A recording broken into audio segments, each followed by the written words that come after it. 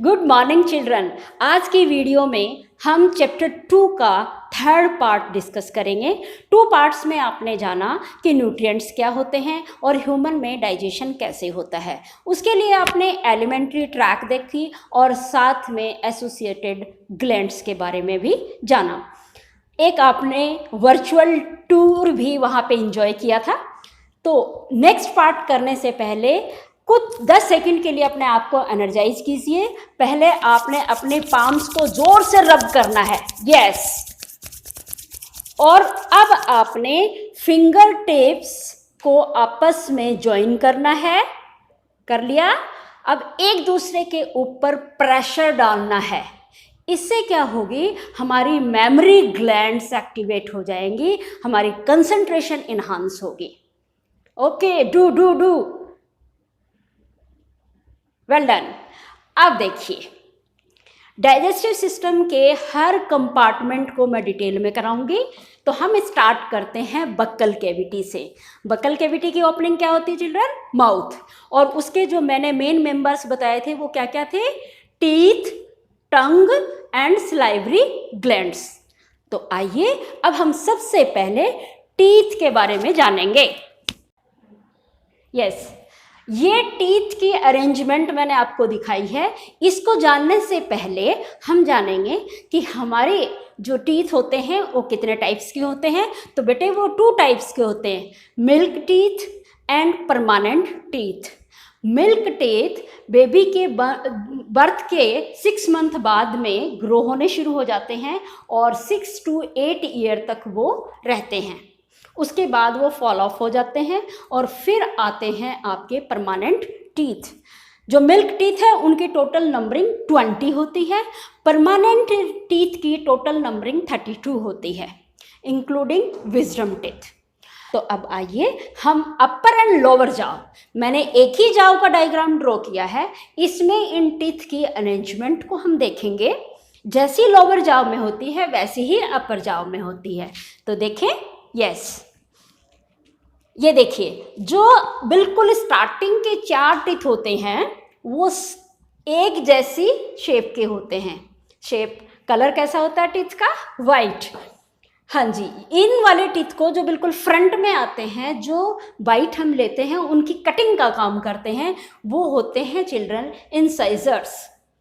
इसके ठीक बाद में दोनों साइड, इंसाइजर्स के दोनों साइड में आपको बिल्कुल नुकीले टीथ दिखाई देंगे। इनको हम बोलते हैं कैनाइन। और कैनाइन के आगे थोड़े जो टीथ, उसके पीछे बकल कैविटी में आपके थोड़े ब्रॉड टीथ दिखाई देंगे and these teeth are called premolars. Premolar के और बैक में जाएंगे, हम थ्रोट की तरफ मूव करेंगे तो 3 टीथ बिल्कुल सेम, जैसे 3 इधर हैं ऐसे ही इस साइड दिखेंगे, और जैसे ये लोअर जाव में है ऐसे ही अपर जाव में होते हैं। इनको लास्ट वाले जो 3 टीथ आपको दिखाई दे रहे हैं, इनको हम बोलते हैं मोलर्स। तो एक साइड, एक हाफ में कितने हुए बेटा? 2 incisor, 1 canine, 2 premolar and 3 molars. एक पूरे जाव में कितना हुए? टोटल इंसाइजर कितने हुए? 4, कैनाइन कितने हुए? 2, प्रीमोलर 4 एंड मोलर्स हो गए हैं टोटल 6। इनका जो टीथ का फॉर्मूला है वो ये है 2 1 2 3 into 2। ये हाफ का इतने का लिया हुआ है, 2 1 2 3, और इसको मल्टीप्लाई करेंगे, अपर जाव में भी इतने हैं, लोअर जाव में भी इतने हैं। अब बात करते हैं कि इन टीथ का फंक्शन क्या है। जो इंसाइजर होते हैं ये कटिंग का काम करते हैं। कैनाइन, जैसा कि इनकी शेप होती है, ये स्पाइक जैसे नुकीले होते हैं, तो ये टीयरिंग का काम करते हैं। और मोलर एंड प्रीमोलर ग्राइंडिंग का काम करते हैं, और साथ में उसका मिक्सिंग का काम भी होता है, जो सलाइवा मिक्स होएगा। आइए अब हम बात करते हैं next member of our buccal cavity, that is the tongue. Right, ये टंग मस्क्यूलर ऑर्गन है। इसमें मैंने कलर के हिसाब से अलग अलग टेस्ट बड को लोकेट किया है। आप यहाँ से जो ये ऑरेंज कलर दिखाई दे रहा है, ये आप आइसक्रीम को इमेजिन कीजिए। देखिए कैसा होता है टेस्ट आइस का? स्वीट। तो जो स्वीट बर्ड होती हैं, जो मिठाई को हमें बताती हैं, वो बिल्कुल टंग की टिप पे होती हैं। Second, white colour common salt का टेस्ट कैसा होता है? नमकीन। तो ये मैंने वाइट कलर सॉल्टी बर्ड्स को रिप्रेजेंट करने के लिए किया है, यानी स्वीट के जस्ट बाद में साइड में होती हैं, ये ऊपर नहीं होंगी, साइड में सॉल्टी बर्ड्स। उसके नेक्स्ट लेमन टेस्ट कैसा होता है? खट्टा। तो जो हमारी शॉ बर्ड्स होती हैं वो सॉल्टी के पीछे। बीटर गार्ड करेला टेस्ट कैसा होता है? कड़वा। तो ये लास्ट में जहाँ से तालू से हमारी टंग चिपकी रहती है वहाँ पे प्रेजेंट होते हैं बीटर बर्ड्स। इसका काम क्या है? ये जो सलाइवरी ग्लैंड सलाइवा मिक्स करती हैं उसको फूड के साथ मिक्सिंग में हेल्प करती है और हमें हर फूड आइटम्स का टेस्ट बताती हैं। आइए अब थर्ड मेंबर की बात करते हैं, salivary glands. Salivary glands 3 pair होती हैं बच्चों, 3 इस साइड बिल्कुल ईयर के पीछे की साइड होती हैं और 3 सलाइवरी ग्लैंड्स इस साइड, यानी total 3 pairs 6 salivary glands major होती हैं। माइनर तो बहुत सारी होती हैं। इनका काम क्या है?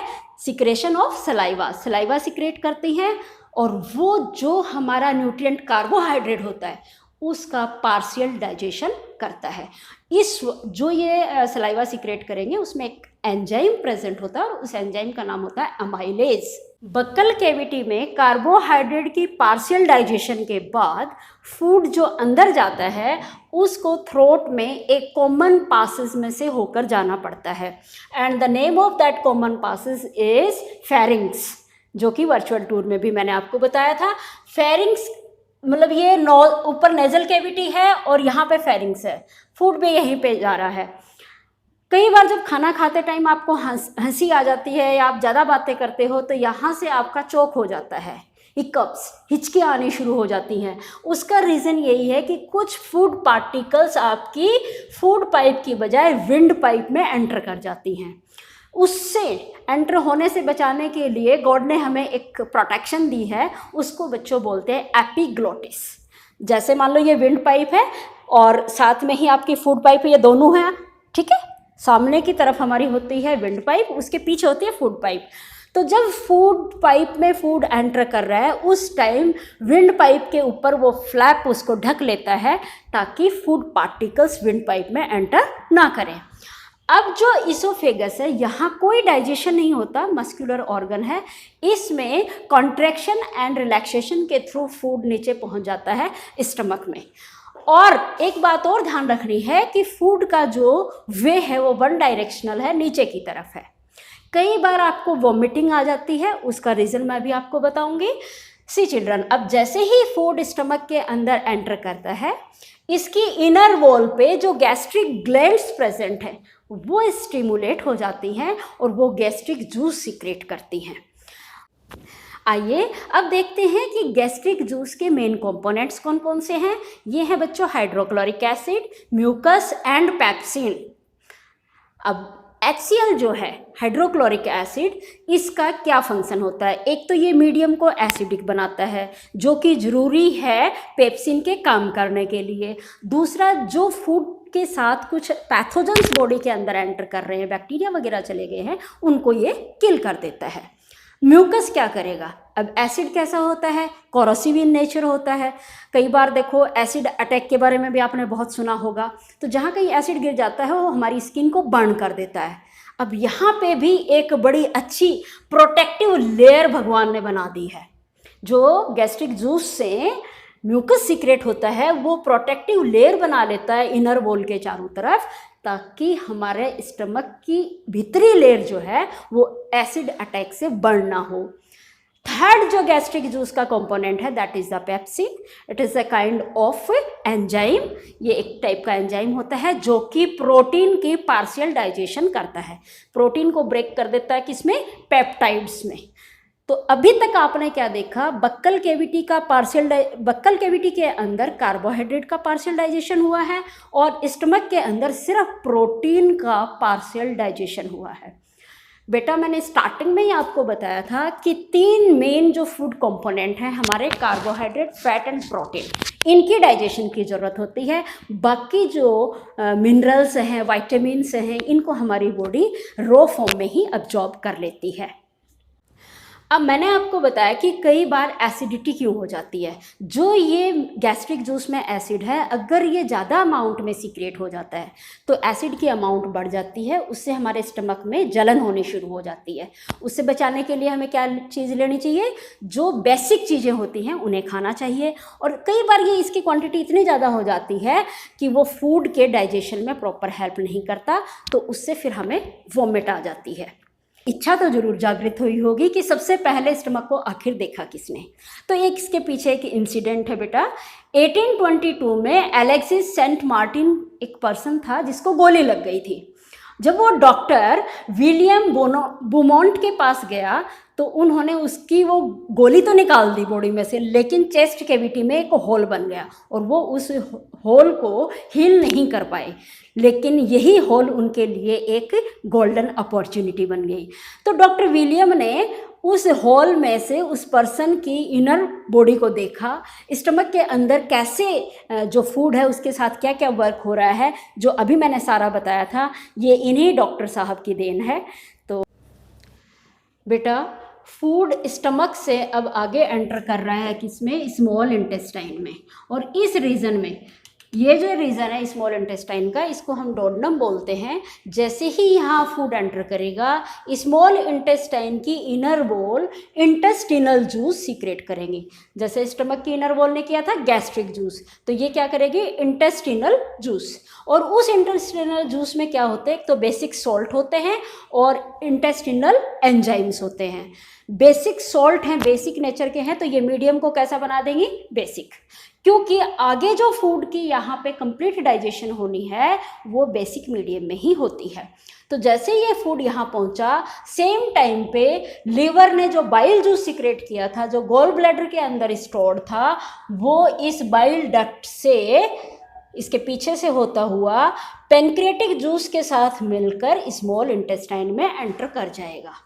तो अब इस रीजन में क्या क्या चीज़ें हो गई, हमारा जो सेमी डाइजेस्टेड फूड था वो भी आ गया, इंटेस्टिनल जूस भी है, बाइल जूस भी है, तो पेंक्रियाटिक जूस भी है।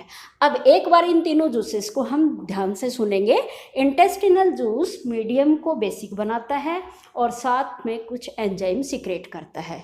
जो बाइल जूस है, फैट के जो कॉम्प्लेक्स कंपोनेंट्स होते हैं, मॉलिक्यूल्स होते हैं, उनकी ब्रेकिंग करता है, यानी इमल्सिफिकेशन ऑफ फैट करता है। पेंक्रियाटिक, जो पेंक्रियाज है, ये पेंक्रियाटिक जूस सीक्रेट करता है। इसमें बेटा 3 टाइप्स के एंजाइम होते हैं, trypsin, amylase and lipase, right. अब इस रीजन में फूड की यहाँ पे कंप्लीट डाइजेशन हो जाएगी। कैसे, कार्बोहाइड्रेट पे कौन काम करेगा, अमाइलेज, यहाँ पे हम लिख देंगे अमाइलेज। और इस कार्बोहाइड्रेट के कॉम्प्लेक्स मॉलिक्यूल को ग्लूकोज के सिंपलर मॉलिक्यूल में कन्वर्ट कर दिया जाता है। फैट के ऊपर पहले कौन करेगा, काम करेगा, बाइल जूस। उसके बाद जो पेंक्रियाटिक लाइपेज है, पहले इस पे बाइल जूस काम करेगा, इसको सिंपलर मॉलिक्यूल में कन्वर्ट करेगा, फिर लाइपेज इसके ऊपर वर्क करके फैट को फैटी एसिड प्लस ग्लिसरॉल में कन्वर्ट कर देता है। तीसरे नंबर पे आती है प्रोटीन की पार्शियल डाइजेशन हमने स्टमक में भी देखी थी। वहाँ पे वर्क किसने किया था बच्चों, पेप्सिन ने। यहाँ पे पेंक्रियाटिक ट्रिप्सिन जो एंजाइम है वो इसके ऊपर वर्क करेगा, कौन सा, ट्रिप्सिन, और इसको किस में कन्वर्ट कर देगा, अमीनो एसिड में। तो अब दोबारा देखते हैं हम, कार्बोहाइड्रेट की डाइजेस्टेड फॉर्म ग्लूकोज, फैट की digested form fatty acid plus lipase, and protein की डाइजेस्टेड फॉर्म क्या है, एमिनो एसिड। इनके डाइजेशन की जरूरत क्यों थी, क्योंकि हमारी बॉडी इन सिंपलर मॉलिक्यूल्स को ही एब्जॉर्ब कर सकती है, इस फॉर्म में फूड को एब्जॉर्ब नहीं करेगी। तो अब यहाँ पे जब कंप्लीट डाइजेशन हो गई है, उसके बाद आगे चलती है इनडाइजेस्टेड फॉर्म्स को एब्जॉर्ब करने का प्रोसेस। ये जो हमारी स्मॉल इंटेस्टाइन, जिसकी लेंथ मैंने आपको बताई थी 6.5 से लेके 7.5 तक होती है। कितनी लेंथ होती है इसकी, 6.5 टू 7.5 मीटर लंबी होती है, राइट। तो इसमें इसके इनर वॉल पे बहुत सारी फिंगर लाइक प्रोजेक्शंस होती हैं। इनको हम क्या बोलते हैं बच्चों, विली, क्या बोलते हैं, विली। अब ये विली एक तो क्योंकि ये फोल्ड फॉर्म में होती हैं तो इनर सरफेस एरिया को इंक्रीज कर देती हैं। सेकेंड, जो अभी हमने तीनों डाइजेस्टेड फॉर्म देखी थी, glucose, amino acids, fatty acid and glycerol, उन सबको अब्जॉर्ब कर लेती हैं। So this process is called absorption. Complete digestion कहाँ हुआ? स्मॉल इंटेस्टाइन में। अब्जॉर्प्शन भी कहाँ हो रही है? स्मॉल इंटेस्टाइन में। अब अब्जॉर्ब्ड फूड ये विली किस में डाल देती हैं? जो इसके अंदर इसकी वॉल में ब्लड वेसल्स होती हैं उसमें डाल देती हैं। फिर ब्लड वेसल्स उस डाइजेस्टेड फॉर्म को पर्टिकुलर जगह पे भेजती है। जैसे ग्लूकोज को सेल में भेज दिया, वहाँ ऑक्सीजन की प्रेजेंस में ग्लूकोज ब्रेक होएगा, उससे हमें एनर्जी मिलती है और खुद किस में कन्वर्ट हो जाएगा? कार्बन डाइऑक्साइड एंड वाटर में, जिसकी डिटेल हम नेक्स्ट चैप्टर में रेस्पिरेशन में करेंगे। अभी आपने सिर्फ इतना ध्यान रखना है कि ग्लूकोज हमारी सेल्स में जाके एनर्जी प्रोड्यूस करता है। फैटी एसिड कहाँ चली जाएंगे?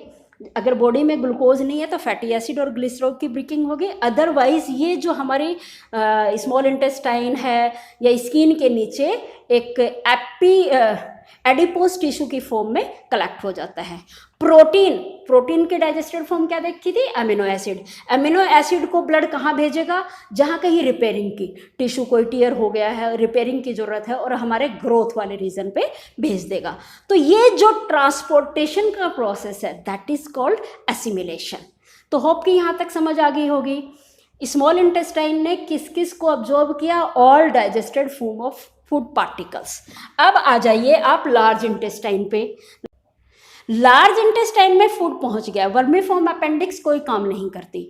यहाँ फूड जो पहुंचेगा, अब चूंकि ये सेमी सॉलिड है, लिक्विड कंटेंट इसमें ज़्यादा है, तो इसकी इनर वॉल सिर्फ और सिर्फ salt molecules and water molecules को अब्जॉर्ब करती है और जो अनडाइजेस्टेड फूड है उसको सॉलिड फॉर्म में आगे की तरफ पुश करती जाती है, जो कि रेक्टम में आके कलेक्ट होता रहता है और टाइम टू टाइम यहाँ पे रेक्टम में आ जाएगा। तो अब्जॉर्प्शन स्मॉल इंटेस्टाइन में हुई डाइजेस्टेड फॉर्म की, लार्ज इंटेस्टाइन में हुई सॉल्ट एंड वाटर मॉलिक्यूल की, और रेक्टम के अंदर अनडाइजेस्टेड फूड स्टोर होता है। एनस के थ्रू उसको हम बाहर निकाल देते हैं। तो इसके बाद असिमिलेशन के बाद लास्ट स्टेप क्या हो जाएगा होलोजोइक मोड का? दैट इज इजेशन, बॉडी से बाहर निकालना। तो यहाँ तक मेरे ख्याल में क्लियर हो गई। ग्लैंड्स का फंक्शन भी क्लियर हो गया। सलाइवरी ग्लैंड ने एमाइलेज दिया था, लीवर ने बाइल जूस दिया और पेंक्रियाज ने पेंक्रेटिक जूस। तो ये था हमारा पूरा का पूरा डाइजेशन। ह्यूमन डाइजेस्टिव सिस्टम को जानने के बाद आइए अब हम जो कैटल्स होते हैं उनके डाइजेस्टिव सिस्टम की भी स्टडी कर लेते हैं। ये देखिए बेटा, आपके सामने एक काऊ का डायग्राम है। ये क्या करते हैं? ये च्यूइंग का काम बाद में करती हैं। पहले जो फूड इनके सामने आती है उसको स्वेलोअप कर लेती हैं। इसोफेगस से होते हुए ये एक इनके पास बैग लाइक स्ट्रक्चर होता है, इसमें ये फूड को फिल करते जाते हैं और इस स्ट्रक्चर का नाम होता है रूमेन। जब ये पूरा फिल हो जाता है फिर ये इनटेक करना बंद करती हैं। अब धीरे धीरे कर्ड्स की फॉर्म में, छोटे छोटे पीसेस की फॉर्म में वापस फूड को माउथ में लेके आती हैं और फिर उसकी च्यूइंग करती हैं। च्यूइंग के बाद फिर ये स्टमक में आता है, राइट। स्टमक के बाद स्मॉल इंटेस्टाइन में, small intestine and large intestine के बीच में ये आपको सीकम दिखाई दे रहा है जो कि सेलुलोज का डाइजेशन करता है। जैसे मैंने ह्यूमन डाइजेस्टिव सिस्टम में आपको बताया कि small intestine and large intestine के बीच में एक वर्मीफॉर्म अपेंडिक्स होती है जो कि हमारे एंसेस्टर्स में सेलुलोज डाइजेस्ट करती थी, बट एट प्रेजेंट हमारी बॉडी में वो एज ए वेस्टिजिनियल ऑर्गन प्रेजेंट है। तो इनमें रूमिनेंट्स, इनको रूमिनेंट्स क्यों कह रहे हैं कि फूड को पहले स्वेलअप किया फिर निकाल के च्यू करते हैं, इस प्रोसेस को रूमिनेशन बोलते हैं। That's why these cattles are known as ruminants. आइए बच्चों, अब हम एक माइक्रोस्कोपिक ऑर्गेनिज्म को देखते हैं, वो है अमीबा। ये फ्रेश वाटर में सर्वाइव करने वाला यूनिसेलुलर ऑर्गेनिज्म, यानी इसकी पूरी बॉडी एक सिंगल सेल की बनी होती है जिसको हम अपनी नेक्ड आइज से नहीं देख सकते। इवन ये भी होलोजोइक मोड को फॉलो करता है। देखें कैसे, ये देखिए, ये इसका न्यूक्लियस है, ये पूरी बॉडी है। बॉडी में ये आपको वैक्यूल्स दिखाई दे रहे हैं गोले, और ये जो शेप है ये इसकी सेल मेम्ब्रेन है। जैसे ही कोई फूड पार्टिकल्स इसकी सेल मेम्ब्रेन के पास आता है, ये सेंसेशन से अपनी सेल मेम्ब्रेन से उसके बाहर एक कैविटी बना लेता है। जैसे हमारा माउथ को होती है ना बक्कल कैविटी, तो ये इसने, ये देखिए ऐसे बना ली और फूड अंदर आ गया बॉडी के अंदर। तो ये स्टेप कौन सा हो गया? First, ingestion. इंजेशन के बाद फूड पार्टिकल जाता है फूड वैक्यूल में, जहाँ डाइजेस्टिव एंजाइम प्रेजेंट हैं, उसकी प्रॉपर डाइजेशन होती है और डाइजेस्ट होते ही फूड वैक्यूल उस डाइजेस्टेड पार्टिकल्स को कहाँ भेज देगी? इस पूरे साइटोप्लाज्म में भेज देती है। सेल के अंदर क्या होता है? साइटोप्लाज्म, उसमें भेज दिया। अब पूरी सेल के अंदर वो स्प्रेड आउट हो जाता है, दैट इज द एसिमिलेशन। अब जो हुआ एसिमिलेशन। अब जो इसमें से अनडाइजेस्टेड पार्टिकल्स थे उसके बाहर, मान लो ये यहाँ पे थोड़ा सा फिर एक गोला बन गया, वो चलता चलता फिर सेल मेम्ब्रेन के पास आएगा और उसे बॉडी से बाहर निकाल दिया जाता है। तो आ गया फिफ्थ स्टेप, इजेशन। पांचों स्टेप फॉलो कर रहा है कौन? अमीबा।